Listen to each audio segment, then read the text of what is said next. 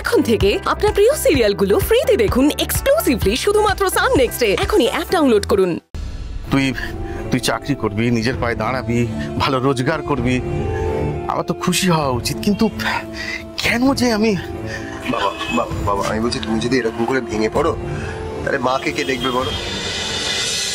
তুই যখন হলি না ইভান, পুত্র সন্তান লাভ হয়েছে আমার, সবাইকে খুব গর্ব করে বলেছিলাম যে দেখো বয়সকালে ছেলে কিন্তু আমার পাশে থাকবে। আরে থাক, আমার দুটো মেয়ে, ওদের তো বিয়ে হয়ে শ্বশুর বাড়ি চলে যাবে।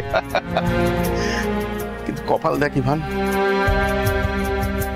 মেয়েগুলো শ্বশুর বাড়ি যাওয়ার আগে তোকে বাড়ি ছেড়ে চলে যেতে হচ্ছে।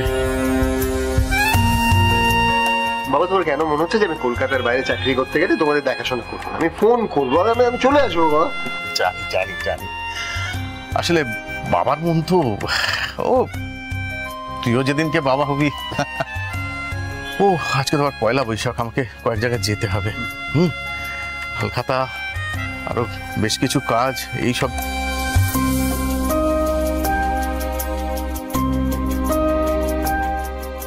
ইভান কিছু বলবে? তোর মা মানে সুজাতাকে আজকাল আমার কেমন অচেনা লাগে বুঝলি।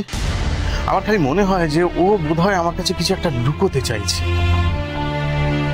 তুই কি জানিস ও কিছু লুকোতে চাইছে আমাকে? মানে তোর মা কি লুকোবে তোমার কাছে?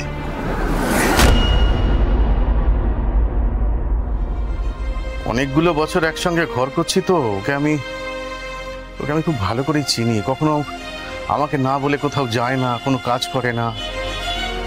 অথচ কেন জানি না আজকাল আমার মনে হচ্ছে যে ও এমন অনেক কিছু জানে যেগুলো ও আমাকে জানতে দিতে চায় না। বলছি এটা তোমার মনের ভুল বাবা।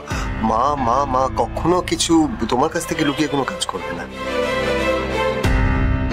মানুষের মনের হদিশ কে পায় বল?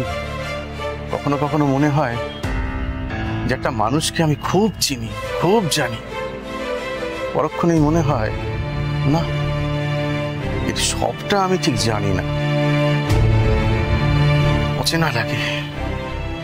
মনের মধ্যে নানান প্রশ্ন ঘোরে, সেগুলোই তো আমাকে পাগল করে দেয়।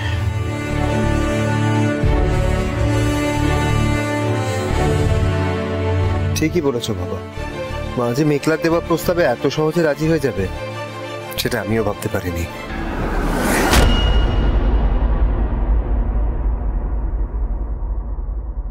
আসুন আন্টি।